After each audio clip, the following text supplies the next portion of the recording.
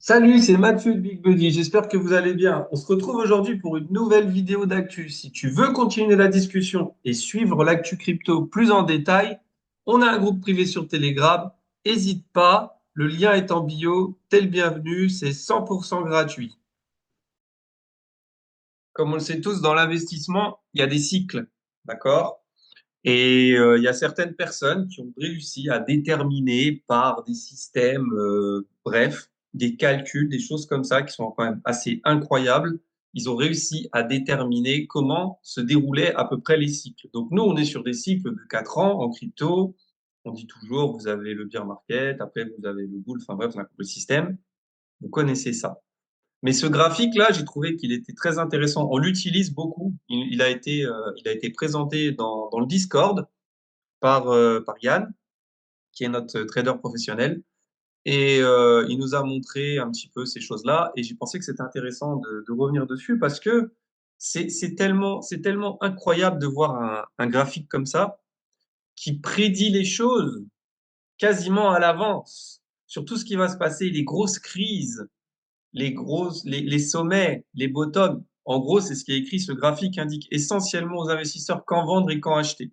Donc attention, c'est un graphique qui a été fait à la base pour plutôt tout ce qui était les commodities, donc tout ce qui était l'or, enfin bref, vous avez compris, les matières premières, l'immobilier et les actions. La crypto peut peut-être, je dis bien peut-être, se détacher. Ça reste à voir. Pour le moment, on est toujours bien corrélé au S&P 500, au marché des actions. OK? Donc ce graphique, c'est lui. Alors, on va voir ce graphique qui date des années 1800. Vous vous rendez compte? 1800.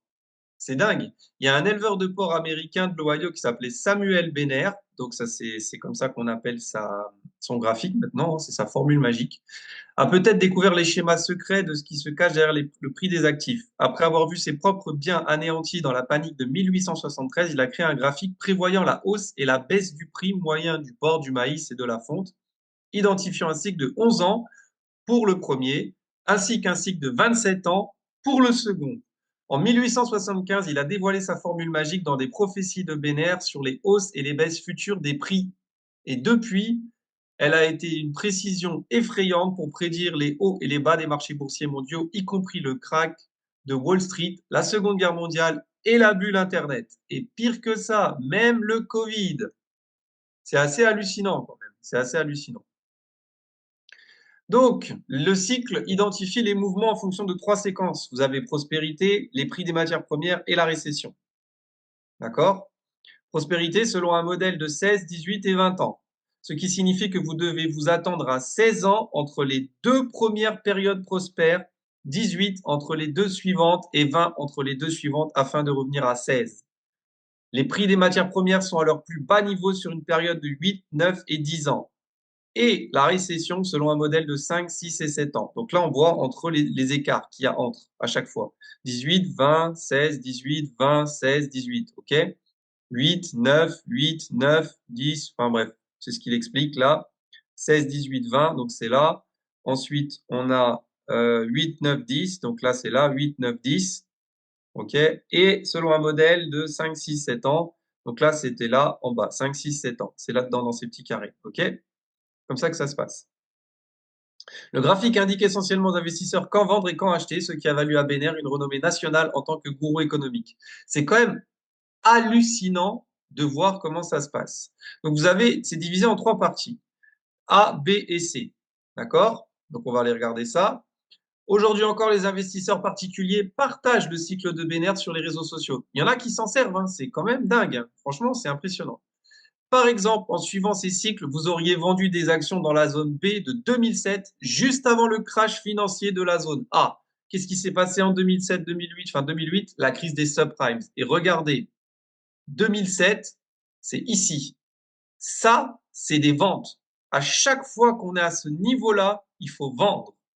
D'accord? C'est important de vendre à ce moment-là. Et ben 2008, boum, on a eu le crash. Tout s'est cassé la figure. Incroyable. D'accord? Covid, dans la descente ici aussi, pareil. Alors que 2023, BTC, les actions, tout ce que vous voulez, ça commençait à répéter. Et 2023, 2024, 2025, ça monte, les marchés montent, Bitcoin il monte, Bitcoin il monte. Top en 2026 prévu. Mi-2026, fin 2026, début 2026, bref, d'accord? Récession à venir, gros crash à venir de 2026 à 2032. Possible que les cryptos se désolidarisent de ça. C'est pas sûr. On n'est pas sûr de ça. OK? Donc, vous voyez à quel point c'est intéressant ce genre de choses. Et vous devez vous en servir dans tout ce qui est l'immobilier et la bourse. C'est capital. C'est-à-dire qu'aujourd'hui, si vous voulez investir dans la pierre, c'est quasiment déconseillé. Gardez votre cash. Si c'est pour investir vraiment, si c'est juste pour vous, ouais, voilà, faites ce que vous voulez.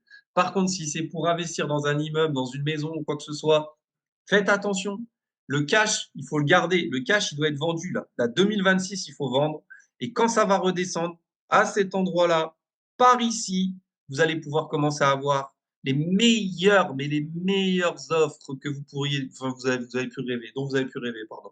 2032, ce sera le bottom, ce sera là que il y aura les meilleures offres. Faut racheter du Bitcoin, faut acheter des actions, faut acheter, bref, dans ces zones-là. D'accord? Et là, on part sur un cycle un peu différent après. Mais là, celui-là où on est actuellement, il faut le surveiller. Et regardez, tout a été donné. 1929, regardez la crise de 1929. Pareil, c'est le même délire. Pareil, le crash était là. On a fini 1931, boum, on est remonté. 2000, l'année comment on appelle ça, des dot-com, quand il y a Internet qui s'est cassé la figure, il ne faut pas Internet là, mais la bulle aussi, la bulle Internet. 2000, pareil, même chose. Vous voyez? Donc c'est quelque chose qui est très intéressant et c'est ce qu'il explique. En regardant la zone C, il est intéressant de constater que 2023 se trouve tout en bas du graphique, ce qui laisse entendre que ce sera une année de prix bas où les investisseurs devraient acheter et conserver après des jours sombres. Et ça, d'accord, il l'a écrit je ne sais pas quand cet article, il dit que 2023 se trouve tout en bas du graphique, ce qui laisse entendre que ce sera une année de prix bas. Ok, allons voir BTC, allons voir simplement BTC sur les prix bas. En 2000, hop, alors Bitcoin ici, voilà, et on va se mettre en weekly. On va regarder en 2023. Où c'est qu'on était en 2023? Regardez ça, c'est pas magnifique. Bitcoin en 2023, il était à son bottom du bear market. À son bottom. Vous vous rendez compte? Et après, on a la montée.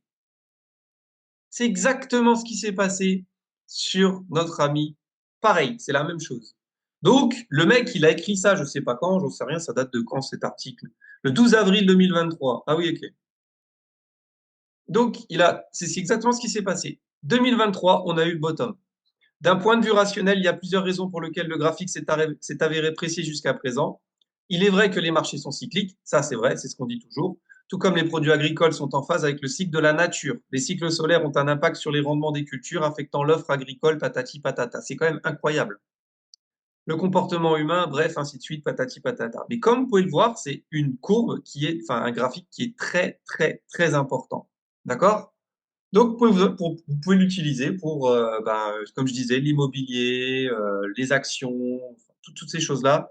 Après, est-ce que la crypto va être dans ce cycle ou pas? Pour le moment, on verra bien. Mais en attendant, on voit bien que 2023, c'était le bottom de Bitcoin. Voilà, incroyable. 2012, je ne sais pas, j'ai pas regardé. Est-ce que je l'ai ou pas? Non, je l'ai pas là-dessus. Pourtant, je devrais l'avoir, mais il faut avoir la version d'avant. Et si on va sur un autre BTC, est-ce qu'on l'a? 2012. C'est l'index. Alors 2012. 2012, est-ce qu'on était sur un bottom en 2012? C'est où 2012? Par ici. On était bas, hein? Ouais, 2012, ils indiquaient qu'il fallait acheter du Bitcoin. Après, on a quand même eu un retracement, mais regardez la montée, hein. Elle est là, hein. C'est ouf quand même. C'est quand même ouf. 2011-2012, c'est là qu'il dit il faut acheter. Oh mince, je l'ai mis où là, voilà. Regardez ça. 2011-2012, 2011, faut acheter, 2012, faut acheter, et boum! Et 2016, il faut vendre. 2016, fallait vendre à peu près où il y avait. Alors attendez, on va aller voir. Hop, 2016, c'est où? Tac, tac, tac. Bon, alors là, il c'est un peu. C'est où 2016? Par ici. Voilà. Bah, en attendant, hein, on a eu un top ici quand même en 2013. Mais ouais, c'est assez impressionnant, je trouve, quand même, comme truc. Surtout pour les actions, enfin bref. Donc c'est quelque chose qui peut vous servir. Donc voilà. Et comment dire, ouais, pensez-y quand même. Pensez-y, c'est quelque chose qui est très intéressant parce que, comment je pourrais expliquer ça? Si aujourd'hui vous investissez aujourd'hui, maintenant, là, en 2025, en mai 2025, c'est pas bon. C'est pas bon du tout. Vous allez pas avoir les bons prix. Les prix vont être trop hauts là. Actuellement, les prix ils sont trop hauts encore. C'est là qu'il faut vendre. Voilà, c'est écrit. Les prix sont hauts. Time to sell stocks. Tu vois? Enfin, vous voyez? Voilà. Donc, faites attention à ça. Donc voilà, si vous aimez ce genre de contenu, bah, abonnez-vous et puis regardez aussi, il y a le lien du Telegram dans la bio si ça vous intéresse. On a du contenu assez souvent comme ça si ça vous intéresse. Et puis ça fait toujours plaisir de voir que le travail il est apprécié.